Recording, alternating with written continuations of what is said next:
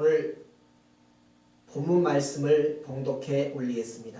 시편 15편 1절부터 5절까지의 말씀입니다.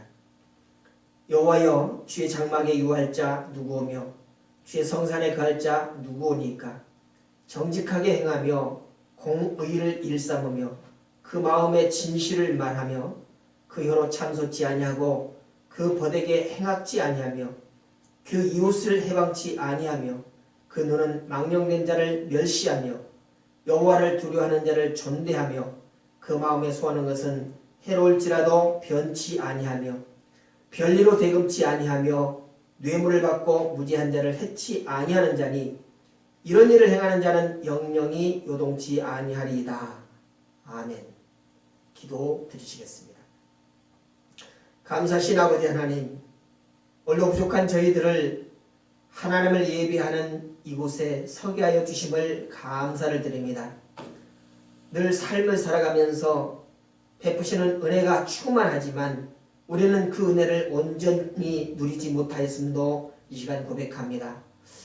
용서하여 주시옵시고 다시금 주님 앞에 나왔사오니 주님이여, 우리 속마음을 주님께서 아시오니 부족한 부분들을 채워주시옵시고 말씀을 통하여서 변화되어지는 시간이 되게 하여 주시옵소서. 그래서 하나님의 뜻이 무엇인지 발견하게 하시고 그 뜻대로 살아드리는 저희들 될 수 있도록 인도해 주옵소서. 또 말씀 앞에 섰사오니 주께서 무엇을 말씀하시든지 어디로 가라고 명령하시든지 그 말씀 따라 순종하는 저희들 될 수 있도록 인도해 주옵소서. 온 시간 주님께서 주장하여 주시기를 원하오며 예수님의 이름으로 기도드렸습니다. 아멘. 오늘 말씀의 제목은 주의 성산에 거하는 소원입니다. 사전적인 의미로 가치란 인간의 의미 있고 바람직한 것을 나타내는 것을 가치다 라고 이렇게 설명을 하고 있습니다.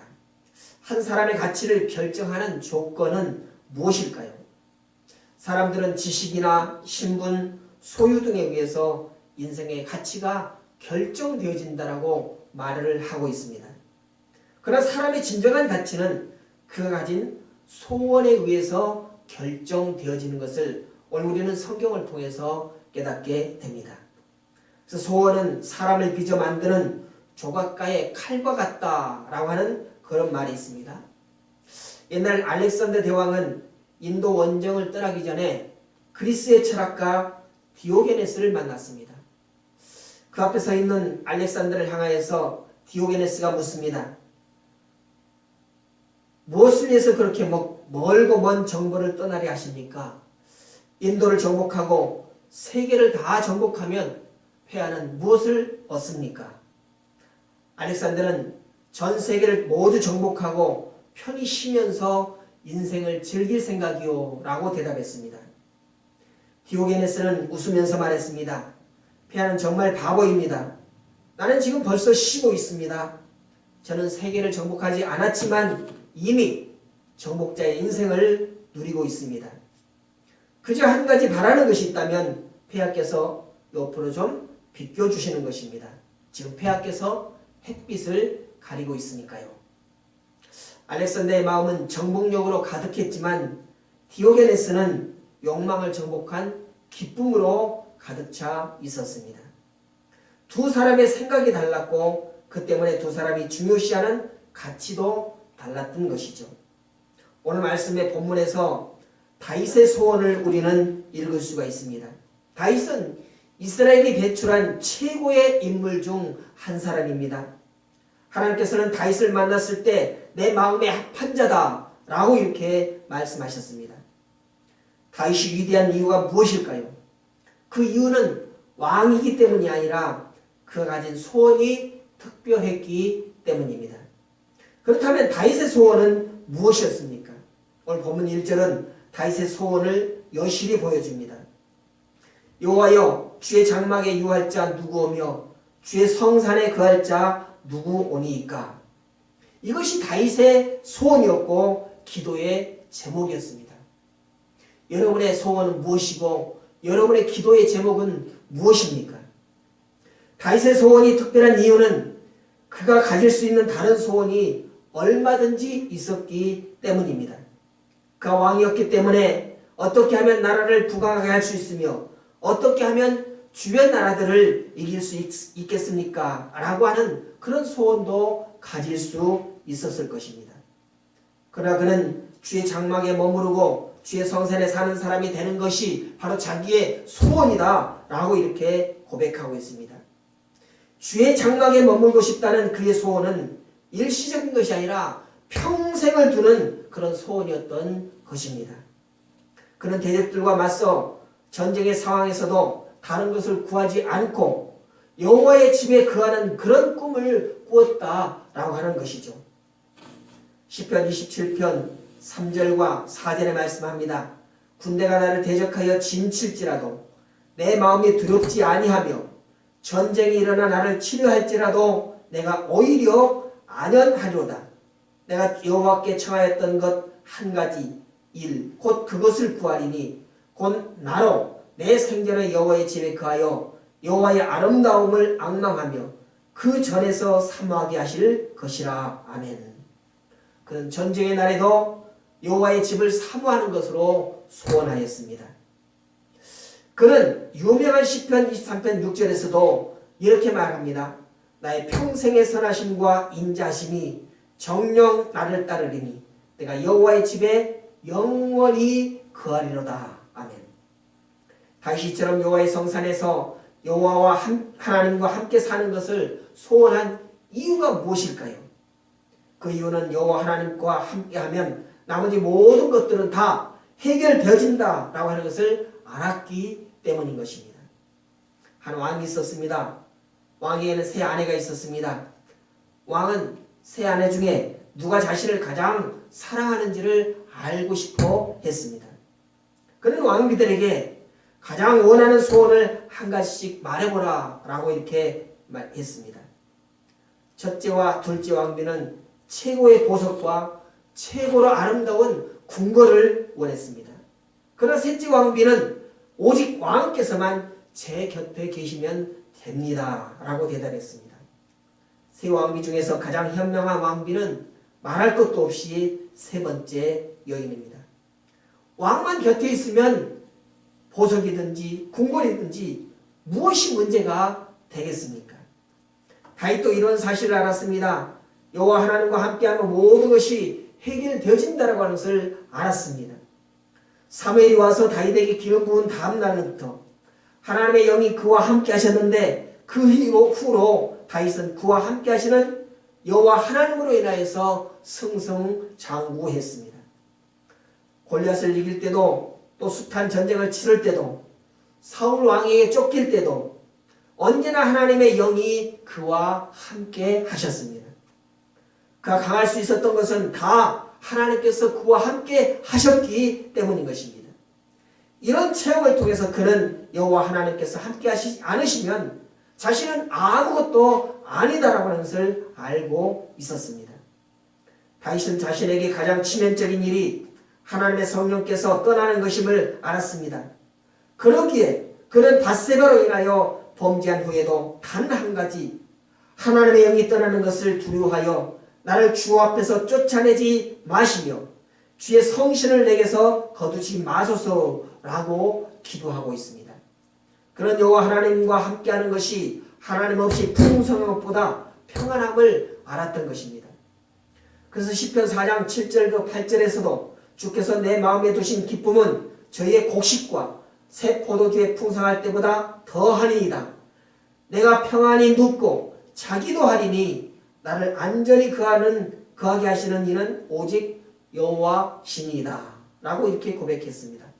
다윗은 근원적이고도 올바른 그런 소원을 가진 사람이었습니다. 두 번째로 소원이 가치를 결정한다라고 하는 것을 우리는 알아야 합니다. 1절에서 주의 장막에 머물기를 소원하여 기도한 다윗은 2절과 5절에서 주의 장막에 머무는 방법을 언급하고 있습니다. 그래서 2절부터 5절까지의 삶의 모습은 1절의 소원에 의해서 결정되어지는 것입니다. 소원이 무엇인가를 결정되어졌다면 우리의 삶의 모습은 그에 맞게 변화된 삶을 살아가야 한다는 것이죠. 만약에 1절의 소원이 어떻게 하면 나라를 부강하게 할 수 있으며 어떻게 하면 주변 나라들을 이길 수 있겠습니까? 라고 했다면 2절부터 5절의 내용도 달라졌을 것입니다. 그 내용은 아마 군비를 강화하고 주변 나라들을 차례로 정복하고 등등 이런 내용들로 다윗의 삶은 점철되었을 것입니다. 그러나 다윗은 주의 장막에 거하고자 하는 소원을 뒀기에 2절 이하의 삶을 살고자 노력했던 것입니다. 그래서 다시 한번 같이 읽어보겠습니다. 2절부터 5절까지의 말씀입니다. 정직하게 행하며 공의를 일삼으며 그 마음의 진실을 말하며 그 혀로 참솟지 아니하고 그 번에게 행악지 아니하며 그 이웃을 행악지 아니하며 그 눈은 망령된 자를 멸시하며 여호와를 두려워하는 자를 존대하며 그 마음의 소원한 것은 해로울지라도 변치 아니하며 별리로 대금치 아니하며 뇌물을 받고 무지한 자를 해치 아니하는 자니 이런 일을 행하는 자는 영영이 요동치 아니하리이다. 다윗은 이렇게 살아서 주의 장막에 머무는 사람이 되고 싶어 했습니다. 1절의 소원이 아름다웠기 때문에 2절부터 5절까지 언급하는 대로 그의 삶도 아름다운 삶을 영위할 수 있었다는 것입니다. 그렇다면 예수님의 소원은 어떠했을까요? 예수님께도 소원이 있었습니다. 예수님께서는 아버지 하나님의 뜻을 행하려고 하는 그런 소원을 두셨습니다. 그리고 아버지 하나님의 뜻은 예수님을 믿는 사람마다 영생을 얻게 하시는 것이었습니다. 이에 대해서 요한복음 6장 38절부터 40절까지는 이렇게 말씀합니다. 내가 하늘로서 내려온 것은 내 뜻을 행하려 함이 아니요 나를 보내신 이의 뜻을 행하려 함이니라. 나를 보내신 이의 뜻은 내게 주신 자 중에 내가 하나도 잃어버리지 아니하고 마지막 날에 다시 살리는 이것이니라. 내 아버지의 뜻은 아들을 보고 믿는 자마다 영생을 얻는 이것이니 마지막 날에 이를 다시 살리리라 하시니라. 이것이 예수님의 소원이었습니다. 그렇다면 이러한 하나님의 뜻을 이루기 위한 구체적인 방법은 무엇이겠습니까? 다시 말해서 예수님의 2절과 5절은 무엇이었습니까? 그것은 십자가를 지심으로 당신의 목숨을 주시는 것이 바로 예수님의 삶이었습니다. 마태복음 20장 28절에 인자가 온 것은 섬김을 받으려 함이 아니라 도리어 섬기려 하고 자기 목숨을 많은 사람의 대속물로 주려 함이니라 라고 말씀하고 있습니다. 예수님께서는 하나님 아버지의 뜻을 우리를 구원하시려는 소원을 두셨기에 자신을 십자가에 내어주는 그런 방법을 택하셨습니다. 그것이 예수님의 삶이었다는 것이죠. 예수님의 가치는 바로 영혼을 구원하는 것이기 때문에 그 영혼을 구원하시기 위하여서는 자기 자신을 십자가에 내어두시는 것입니다.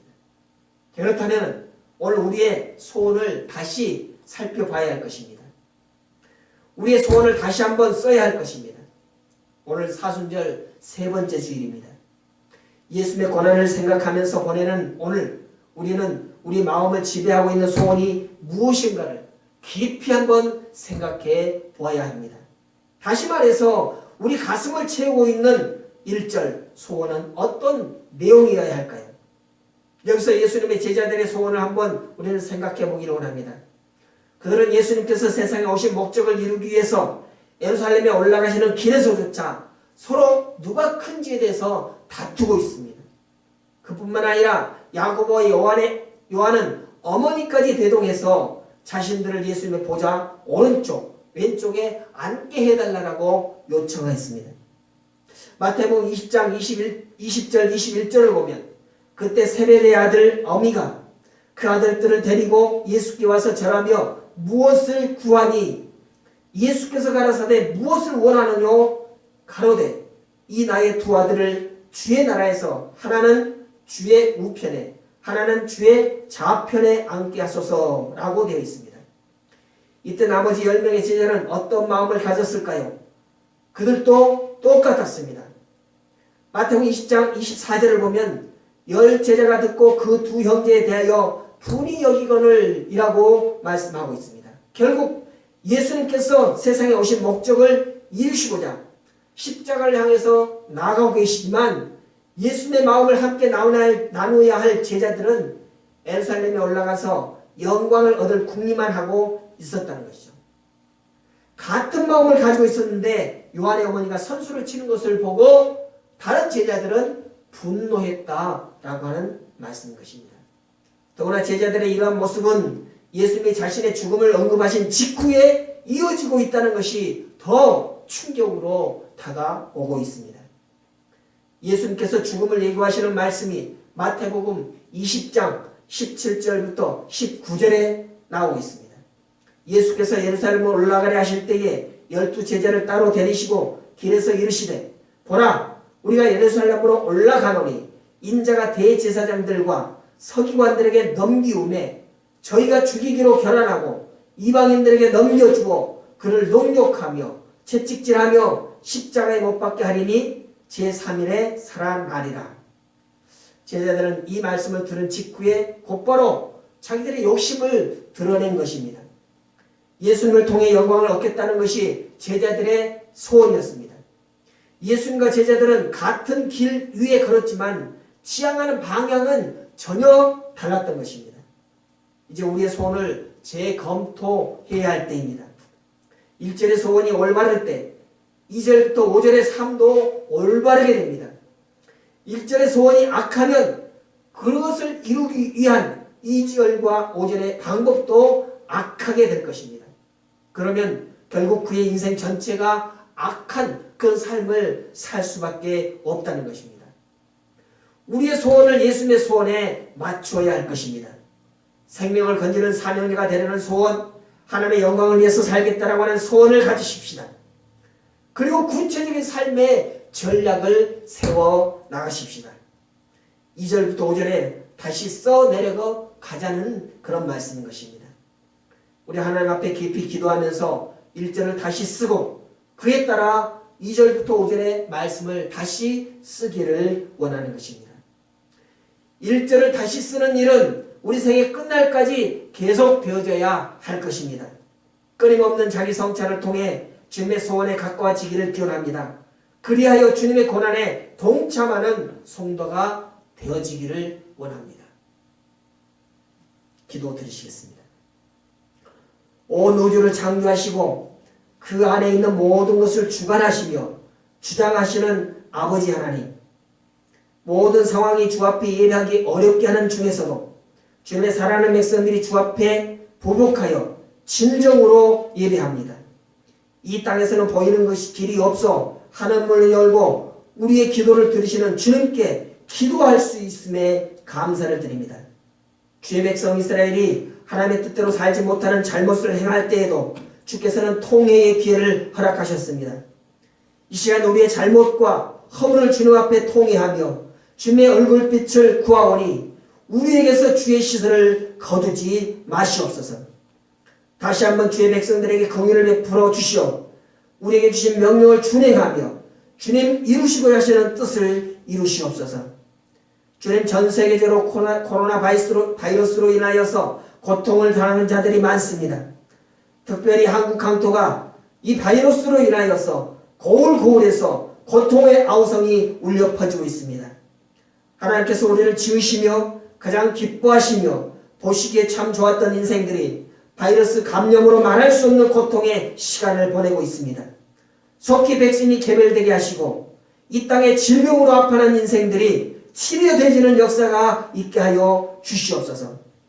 생명을 내걸고 환자를 돌보는 의료진들을 지키시고 보호하시며 일에 헌신하는 정부와 공무원들에게도 지치지 않게 하시고 천군천사로 돕게 하여 주옵소서. 경제적인 어려움을 겪고 있는 소상공인, 자영업자들, 기업인들에게도 이 난국을 헤쳐나갈 수 있는 지혜를 더하여 주시고 이 땅의 자유시장 경제와 자유민주주의가 활짝 꼽힐 수 있도록 은혜를 더하여 주시옵소서. 각계각층의 지도자들에게 긍휼을 베푸시어 하나님을 경외하며 백성을 섬기는 자세로 임하도록 저들을 다스려 주시옵소서. 이 일로 인하여서 국민 간에 반목이 없게 하여 주시옵시고 분열이 없게 하시며 지역간에 타여름이 나지 않게 하여 주옵소서. 이 난국으로 인하여 어쩔 수 없는 환경 때문에 영상으로 예배를 드리는 각 가정에도 주님이 받으시는 예배가 되게 하여 주시옵시고, 이 상황이 된 것은 믿는 자들의 회개와 통회를 촉구하시는 하나님의 뜻임을 먼저 알고 믿는 자들이 깨어나게 하여 주시옵소서. 또한 하나님을 빙자하고 예수님의 이름을 들어 자기들의 욕심을 채우는 자들을 멸하여 주시고, 다시 그와 같은 자들이 일어나지 않게 하시고 예배를 패하는 것이 습관이 되지 않게 하여 주시옵소서. 사회를 어지럽게 하는 세력들을 주님께서 무너뜨리시고 거짓 선생과 거짓 그리스도가 발붙이지 못하도록 저들의 근간을 성령의 불로 태우시며 멸하여 주시옵소서. 이 시기를 통하여 국민들에게 참 하나님과 거짓이 명확하게 분별되게 하시고 저들의 가슴에도 하나님을 품고 사는 기회가 되게 하여 주시옵소서. 인생의 진정한 가치는 개인이 가지는 소원에 의해서 생성됨을 알고 주와 함께하는 것이 우리의 소원이 되게 하여 주옵소서. 그래 참과 거짓을 또 선과 악을 구별하는 지혜를 가지고 살아가며 오직 주께 아름답게 사용되게 하여 주시옵소서. 주께서 사랑하시는 이 나라를 살피시고 축복하시어 마지막 때의 주의 나라로 하나님의 행하실 일들을 이 나라가 감당하게 하여 주옵소서. 모든 백성들의 가슴마다 주님을 향한 믿음을 간직하는 역사가 있기를 소원합니다. 그리고 세계를 향한 선교 한국이 되기를 소원합니다. 그런 한국 교회가 되기를 원합니다. 주님의 피로 세워진 은직교회가 하나님의 기쁨이 되기를 원합니다. 교회 공동체에 속한 모든 자들이 주님이 쓰시는 도구로 빛을 비추는 자들이 되게 하여 주시옵소서. 다시 말씀을 통해 얻은 새 힘을 가지고 악을 능히 이기며 살 수 있도록 축복하여 주옵소서. 예수님의 이름으로 기도드렸습니다. 아멘.